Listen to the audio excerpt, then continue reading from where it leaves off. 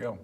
1.2.2 notes. So this is all about the slope-intercept form, which is something you've definitely heard before, especially since you've taken Algebra 1, but we got to revisit it. Before we do that, let's do some Algebra 1 review with some solving equations. So for each of these, you're asked to solve for a different variable. For 1 and 2, you're solving for x. For 3 and 4, you're solving for a or k. So as you're solving here, remember to solve for a missing variable essentially means get the variable by itself. So for number 1 here, we have 4x plus 8 equals 9x minus 7. So you can write that down. But our goal is to get the variable by itself. So I notice we have 4x and 9x on different sides of the equation, so I want to make sure those both are on the same side. So I'm going to subtract 4x from both sides to get them both to the right. When we do that, 4x minus 4x, that cancels. On the left, we still have this 8. On the right, 9x minus 4x is 5x. And we still have that minus 7. Next, we want to get that variable alone. So what I'm going to do is I'm going to add 7 to both sides so I can cancel out this negative 7. So when we add 7, 8 plus 7 is 15. Negative 7 plus 7 is 0. Those cancel, so we have 5x. And I'm just going to rewrite up here for more space. So we have 15 equals 5x. X is still not alone. It's being multiplied by 5. So the way you cancel multiplication is with division. So we divide both sides by 5. 5 divided by 5 is just 1, so we have x. 15 divided by 5 is 3. So x equals 3. Okay. For number 2, we have 8x plus 4 minus 6x equals 18. So I notice my variables are now both on the same side of the equation, so we can combine like terms. So 8x minus 6x is 2x, and we have that plus 4. Now our goal is to get the variable by itself to solve for x, so I need to get rid of this 4 on the left side. So we have a plus 4, so the opposite of plus is minus, so I'm going to subtract 4 from both sides. 18 minus 4 is 14. Last thing here, we have this multiplied by 2. Remember, cancel multiplication with division. So 2 divided by 2 is just x. 14 divided by 2 is 7. Okay. Number 3 now. This one looks a little funky. It says a plus b equals c, solve for a. So remember, solving for a variable means getting it by itself. So I notice a is not by itself. B is being added here. So we need to subtract b from both sides. So we just have a on the left, and on the right we'll have c minus b. They're different variables, so it doesn't become like cb or anything like that. It's just c minus b. And we've solved for a. There's nothing more we can do. Same idea here. We're solving for k. So we have 4k plus 8b equals 20. And if you want to try this one on your own, go ahead, give it a go. So 4k plus 8b equals 20. So to get k alone, we got to subtract 8b from both sides. So 4k then equals 20 minus 8b.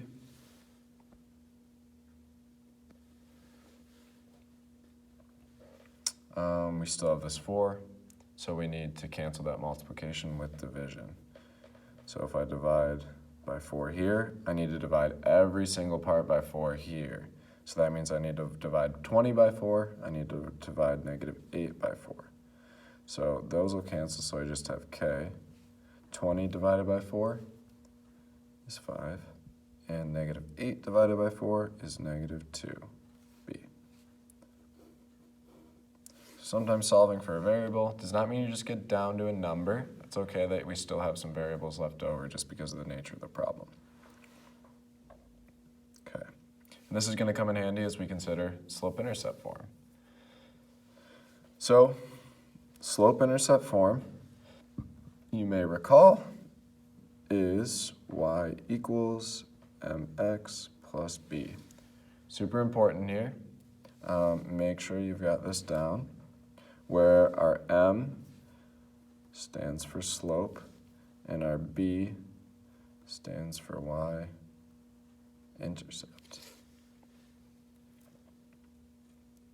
So as we look at this equation, as we look at slope-intercept form, is there anything that stands out to you about it? To me, the thing that stands out is that y is by itself. It looks like an equation, kind of like above, where we're just solving for y. Standard form is another way of writing an equation of a line, like slope-intercept form does. That form is ax plus by equals c. This form is not one that we'll use very much. However, it is an important form. It gets used quite a bit outside of this lesson. But slope-intercept is much easier to work with. It's much easier to graph with. So that's why we use slope-intercept form a lot more. But standard form is essentially you have your x, you have your y, and then you have whatever number on the right side of the equation. And I don't like this equation because for a lot of different reasons. Number one, it's got different letters. So we have y equals mx plus b. Now we have a, b, and c, where this b is bigger. Now it's an uppercase b as compared to lowercase. They're different letters. They stand for different things. I also don't like standard form because it is hard to graph with. So, and if you ever need to pause to write things down, go ahead and do that. There's nothing wrong with that. So here, it says convert the following from standard form to slope-intercept form. So, as I said, to be able to graph, slope-intercept form is much better. So we're going to be practicing that. So we're going to convert this equation from standard form, from our ax, by, and c, to slope-intercept form. So remember, to convert to slope-intercept form, the goal here is always to get y by itself. So for us to get y by itself here, we have negative 4x plus 2y equals 18. So to get y alone, we can't have x on the left side of the equation, so we need to cancel that out. So if we have a negative 4x, we cancel that out with a positive 4x. So we're going to add 4x to both sides, which will cancel out that negative 4x on the left. On the right side now, we have 18 plus 4x. These are not like terms. They're not the same variable, same exponent. So this does not become like 22 or 22x. They're completely different. So 4x and 18 are just completely separate. And I put the 4x before the 18. You can do 18 plus 4x, it's fine. But I put the 4x before just because slope-intercept form has x before just our number, or our y-intercept.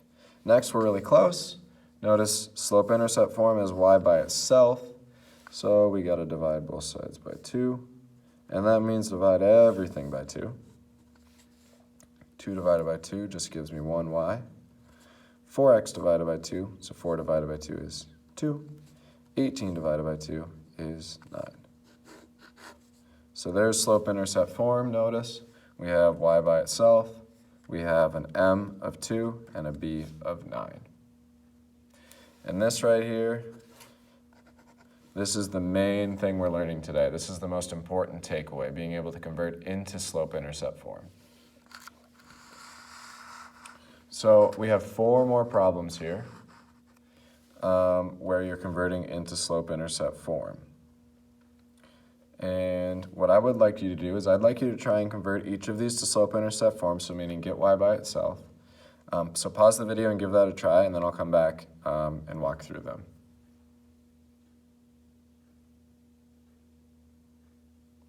Okay, welcome back. So here, negative 10x plus 2y equals 8.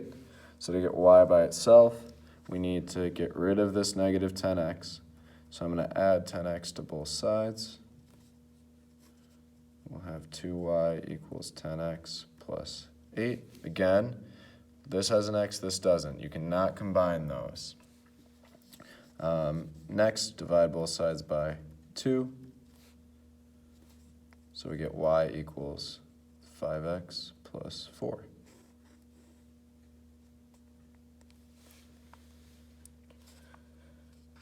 Okay, slope-intercept form, y equals mx plus b. Next one, number 2. So let's make sure to get y by itself first. So we got to cancel out a positive 24x. So to cancel out positive 24x, we're going to subtract 24x from both sides. So when we cancel that, we have negative 3y on the left. On the right, we have our negative 24x and our 33. Again, not like terms, so we can't add those together, those numbers. They just got to stay separate. Then we have this negative 3 multiplied by y. We don't want that, so we got to divide both sides by negative 3. And when you divide both sides, you divide everything that's separated by a plus or minus. So negative 3 divided by negative 3 is just 1. So we have 1y, which is just y. We have negative 24 divided by negative 3. Well, negative divided by negative is a positive, and 24 divided by 3 is 8. So we have 8x. And then positive 33 divided by negative 3. Positive divided by negative gives me a negative. 33 divided by 3 is 11. Awesome. Okay, we just have 2 left. Now here, negative 4x plus 5y equals negative 35. So let's get y by itself first. So to cancel negative 4x, we got to add 4x to both sides. So we'll get 5y equals 4x minus 35. Then to get y alone, we got to get rid of this multiplication, so we use division. And we have y equals 4 over 5x. 4 does not divide into 5 evenly, so we are going to leave that as a fraction. And negative 35 over 5 is negative 7. So this is where something important comes up. So if you did this problem already, 4 over 5 is equivalent to 0.8. And that would be correct if you wrote 0.8x. However, if the slope is not a whole number, we should always have it as a fraction. And the reason for that is because fractions are much easier to graph. So later on, not today, we'll be using these equations in slope-intercept form and graphing them. And it is very challenging to graph with decimals, much, much easier to graph with fractions. So that's why we want to get in the habit of leaving them in fractions. So over here, last problem, 11x minus 7y equals 14. Let's get our y's by itself. So subtract 11x from both sides. We have negative 7y left. And then 14 and negative 11x, different terms, so can't add those. But just keep them separate. To cancel out a negative 7 multiply, you divide. So we have y equals negative 11 over negative 7. So these are not divisible by each other, can't become a whole number, so we will leave it as a fraction. However, since we have a negative divided by a negative, we know that's always a positive, so we'll just change it to a positive 11 over 7x. And 14 divided by negative 7, well, net positive divided by negative is negative. 14 divided by 7 is 2. So we have y equals 11 over 7x minus 2. Okay. And that covers it for our 1.2.2 notes. Have a great day.